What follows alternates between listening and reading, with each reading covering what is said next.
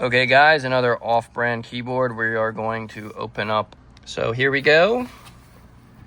We have a different brand one. This is different keycaps. They're not see-through, but this is white switches, and we'll make sure to check that out in a second. Underneath, and we get our keycap puller, and they gave us a free dog key. So this has dual stage feet, light bar. I'll show you guys the LEDs. And it does in fact have a white linear switch.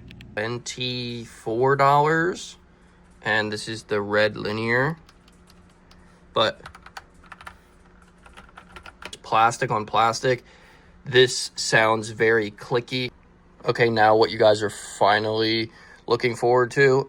This does not have see-through keycaps, which is fine, but we want to hear the sound, so let's get a sound test. All right, here's the keyboard test.